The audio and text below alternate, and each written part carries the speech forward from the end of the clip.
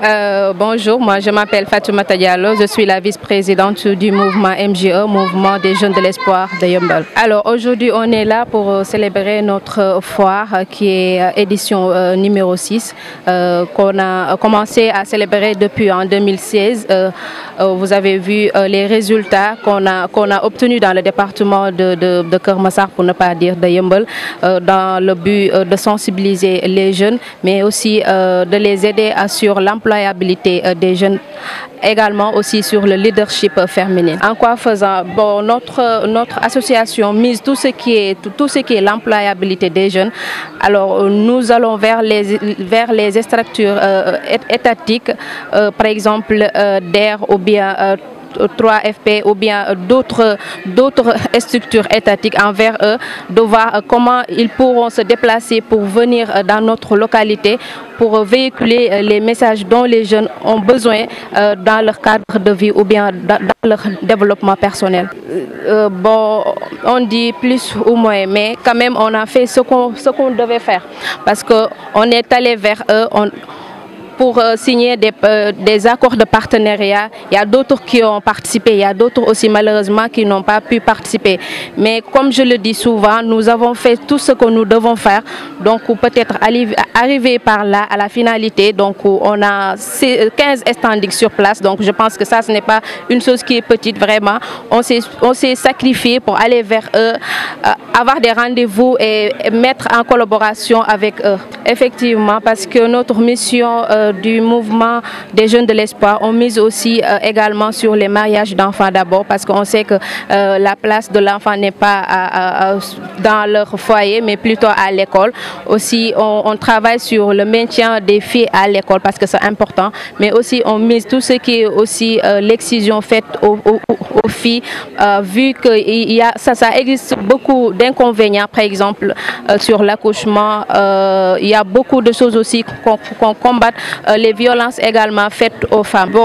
Bon, aujourd'hui on a mené des activités comme quoi on a des standings qui sont structurés au niveau des structures étatiques, que ce soit privées ou bien publiques par exemple. Qu'on est là, ils ont véhiculé des messages dont les jeunes, on en a vraiment besoin. Comme par exemple tout ce qui concerne la transformation pour les femmes, l'employabilité pour les jeunes, mais également aussi pour obtenir des bourses ou bien des demi-bourses sur l'orientation dans les universités privées pour ceux qui viennent d'avoir le bac ou bien pour ceux qui veulent continuer leurs études supérieures. Bon, ce que j'aimerais dire d'abord, comme on l'a dit durant la cérémonie d'ouverture, c'est vraiment fatigant de chaque année. On va taper à la porte des autorités pour qu'ils nous, par exemple, qu'ils nous soutiennent en cette journée de la célébration de notre foire, qu'ils nous mettent sur leur agenda annuel, parce que c'est important, parce que nous aussi on est des jeunes, ce n'est pas évident tout le temps. On va aller vers eux pour qu'ils nous reconnaissent. Je pense que c'est la 6e édition, donc je pense qu'il est temps aussi qu'ils nous mettent sur l'agenda annuel.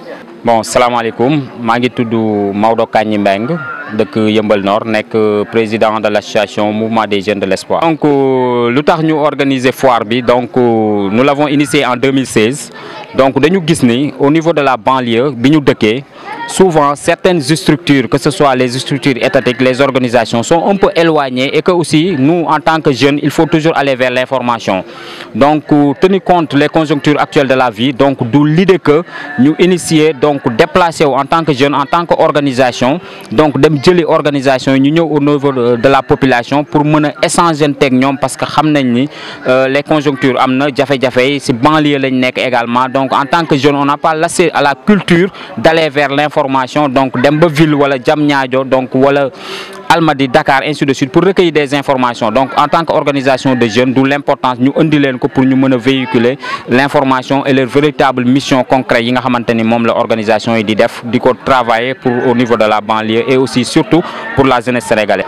Oui, par rapport suñu waxé au niveau structure étatique dina am un peu luma xawa jaaxal parce que nous avons vu le 3FPT mo ngi fi, donc les mutuelles de santé ñoo ngi fi. Peut-être on peut dire les démembrements de l'État li nga xamanteni ñoo ngi ci au sein du département de Keur Massar. Donc nous notre devoir en tant que organisation de jeunes def nañ ko moy bind len lettre adresser len également, on a eu nos décharges. Donc fofu lañu mëna wax ni li nga xamanteni loolu lañu def étant que pour informer leen xamal ka leen ni kat bis sangam bëgg nañu organiser soit te suñu sañoon tamit également seen tawaay dina fi am solo. Donc peut-être des empêchements ou des contraintes de temps, bon, mais on ne sait pas, mais raison pour laquelle aussi, donc foire bi initié wuñu ko rek juste que pour amener les structures étatiques, parce que xam nañ ni lépp état mënu ko def également aussi. Donc il y a des organisations non gouvernementales qui sont présentes, lu ci melni WANEP, le réseau des jeunes pour la promotion de l'abandon des mutilations génitales féminines, et des écoles de formation yo xamanteni pour offrir des bourses de formation pour les jeunes. Donc voilà. Waaw, bo xolé au niveau de la banlieue et surtout dans le département de Keur Massar, donc li fi taxa jóg li nga xamanteni mom mo nek réseau des jeunes ba mu inséré fi, donc dañu alerté won que ni amna 2 jeunes filles yo xamanteni dañ leen exciser won fi ni, parce que phénomène yi nga xamanteni ni ñuy tégué ay stratégie ay plaidoyer diko xexé tamit aussi les exciseurs non lañuy def. Donc raison pour laquelle ñu déplacer won exciseur bi andi ko fi ni ci Boune. Donc bañ fi amé ay cas yo xamanteni 2 cas yo xamanteni c'est des cas suspects, d'où l'importance que réseau des jeunes inséré fi nek fi également. Man mi di wax ak yeen ma nek membre au niveau du comité exécutif national. Donc lolu tay mo fi tax ba réseau bi gën fi implanté wu, mais buñu xolé tamit aussi sur dans des plans stratégiques, donc dafa am ay zones yi nga xamanteni mom lañuy wax ay zone rouge, li ci melni ay Kédougou, Sédhiou, Matam, etc. yi nga xamanteni c'est un peu fréquent, mais aussi surtout au niveau de la banlieue bi également aussi amna fi. Bon, plaidoyer bu ñuy lancer au niveau des autorités, surtout au niveau du département de Keur Massar, mais également aussi au niveau des autorités nationales.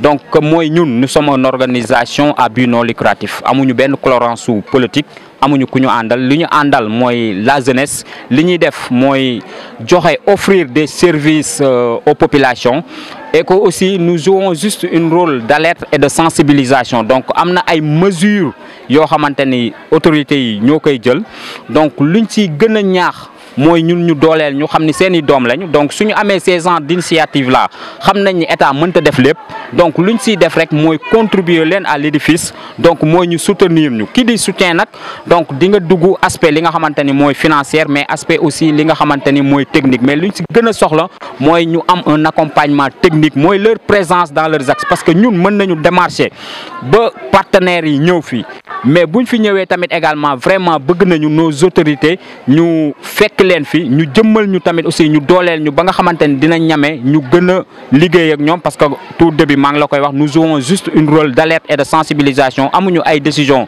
yu ñuy jël, amuñu ay prérogatives yu ñuy jël. Sur ce nak si lay remercier monsieur le sous-préfet, donc mu nekk pour une deuxième fois les autorités administratives, le préfet di déplacé wu. Donc en 2016 nous avons aussi reçu le sous-préfet ñëwoon na fi, tay tamit aussi mu nekk suñu 6e édition, le sous-préfet ñëw fi, et également aussi le délégué général de WONU Bruxelles, donc ñëw fi tamit également, et aussi les adjoints du maire et aussi certains leaders politiques. Donc ñoo ngi leen di gën a renforcer, di leen gën a ñaax que ces genres d'activités là buñ ko defee c'est pour la jeunesse, mais également aussi autorités yi jàpp si accompagner ci. Donc amoon nañu yéene également aussi indi fi li nga xamanteni moy waa DAF ngir jàppale suñu sœurs yi ak suñu frères yi nga xamanteni amuñu des cartes d'identité biométriques pour la production, te kenn ku ci nekk xam na ni jafe na, te y a beaucoup de jeunes également yo xamanteni amuñu possibilité bobu. Donc DAF bu déplacer won ñëw rapproché wu pour mën faciliter tâche bobu non, def nañ toutes nos démarches, toutes nos nécessaires yo xamanteni wax dëgg fa yàlla amoon nañu yéene tey def ko fi, mais malheureusement aussi kii di police xam ni bon am nañu ay jumtukaay ak ay matériel yu xat yoo xamanteni am nañu ay information yoo xamanteni tey ñoom yëg nañ ko te ñun yëguñu ko. Donc sur ce nag loolu moo taxoon ñu alerte ñu pour xamal ni ñu duñu mën a ñëw pour des raisons de mesures sécuritaires. Donc loolu tamit également dañ leen ko ci nangul, mais également aussi di leen ci remercier parce que accordé loolu nañ ñu loolu ba ñu defoon ci ay communication bu forte. Donc sur ce bu amul tamit aussi dañ koy nangu te xam ni y a d'autres partenaires yoo xamanteni ñoo ngi fi exposé.